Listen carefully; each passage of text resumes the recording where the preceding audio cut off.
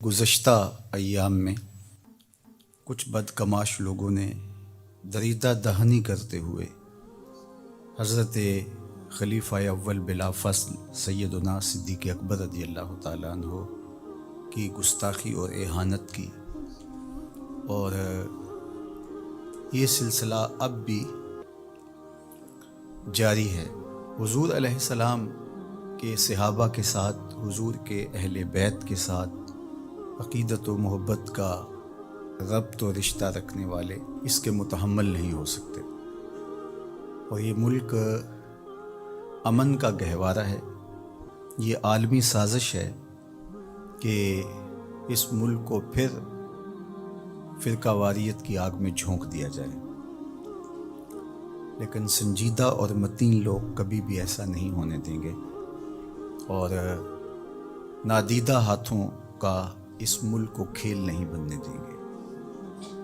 لیکن اگر حضرت سیدنا صدیق اکبر رضی اللہ تعالیٰ عنہ کی اہانت ہوتی ہے تو اس کو بھی کسی صورت گوارا نہیں کیا جا سکتا۔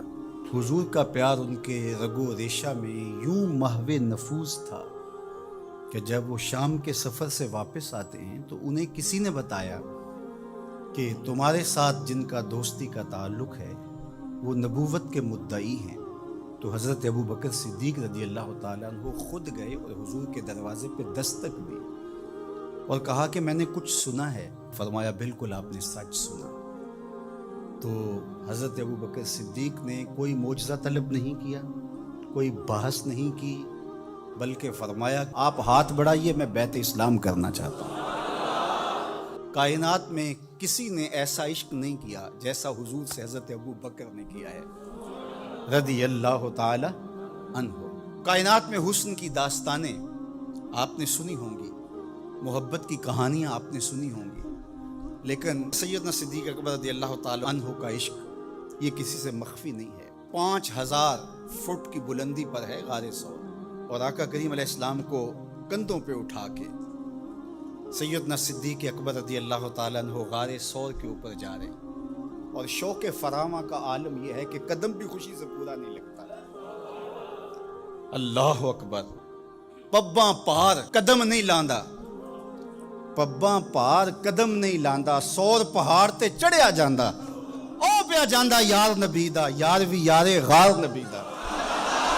رنگ دیکھو جمال دیکھو کہ مال بھی راہ خدا میں وار دیا، گھر کے اندر ایک پائی بھی نہیں رکھی۔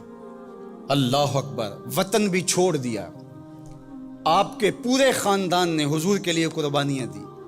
حضرت اسما نے ابو جہل سے تھپڑ کھائے، وہ آپ کے گوشوارے ٹوٹ کے گرے، کیا کیا تکلیفیں آپ کے خاندان نے گوارا نہیں کی۔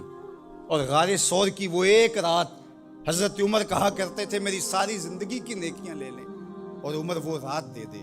تو یہ ہے حضرت سیدنا صدیق اکبر رضی اللہ تعالیٰ عنہ کی محبت کا رنگ۔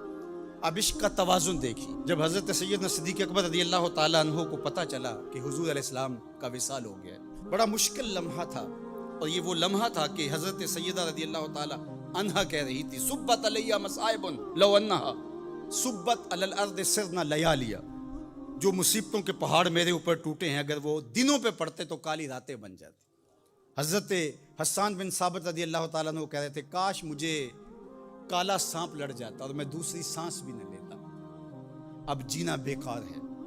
حضرت سیدنا بلال حبشی سامان باندھ رہے تھے، اب مدینے میں رہنے کی ضرورت نہیں، اب شہر چھوڑ جاؤں گا۔ اور حضرت سیدنا عمر رضی اللہ تعالیٰ عنہ تلوار نیام سے باہر کھینچی اور آپ نے لہرانے شروع کر دی، کہا میں کاٹ کے رکھ دوں گا جس نے کہا حضور کا وصال ہو گیا۔ چند لمحے سکتے میں حضور گئے، پھر اپنی حالت میں پلٹا۔ دوسری جانب جو منافقین تھے انہوں نے کہا واہ واہ حضور کے دم سے بہاریں تھی، اب کس نے پڑھنی ہے نماز۔ جب حضور چلے گئے قصہ ختم ہو گیا، کہانی سمٹ گئی، لوگ جہاد پہ جاتے تھے، جانیں وارتے تھے، اپنے مال سے زکوٰۃ کیا صدقات بھی نکالتے، اب کس نے جان وارنی ہے، اب کس نے مال دینا۔ اب یہ بول رہے تھے، اور حضرت عمر کہہ رہے تھے میں تلوار سے گردن کاٹ دوں گا اگر کسی نے کہا حضور کا وصال ہو گیا۔ تو صدیق اکبر رضی اللہ تعالیٰ عنہ جن کی رگ رگ میں حضور کا پیار تھا، ان کی ہڈیوں میں گودا نہیں تھا، عشق رسول بھرا ہوا تھا، تو ان کی کیفیت کیا ہونی چاہیے تھی؟ اور یہی تو عشق کا امتحان تھا، یہی تو توازن عشق اور عقل کا تھا، جس سے جوہر نکل کے آتا ہے۔ تو حضرت سیدنا ابو بکر صدیق رضی اللہ تعالیٰ عنہ ایک اونچی جگہ پہ کھڑے ہوئے اور حضور علیہ السلام کی وفات کی خبر دی، اور پھر قرآن مجید کی اس آیت کو پڑھا، وما محمد الا رسول قد خلت من قبلہ الرسل افئن مات او قتل انقلبتم علی اعقابکم۔ اللہ اکبر۔ صحابہ فرماتے ہیں ہمیں لگا کہ یہ آیت نازل اس موقع کے لیے ہوئی تھی۔ یہ آیت پڑھنے کے بعد کہا الا من کان یعبد محمدا صلی اللہ علیہ وآلہ وسلم فإن محمدا قد مات۔ مجھے بتاؤ تم حضور کی عبادت کرتے تھے؟ اگر حضور کی پوجا کیا کرتے تھے، حضور کی عبادت کیا کرتے تھے، تو وہ تو اپنا کام پورا کر کے اللہ کے حضور جا چکے، اور اگر تم اللہ کی عبادت کرتے تھے وہ کل بھی زندہ تھا، وہ آج بھی زندہ ہے۔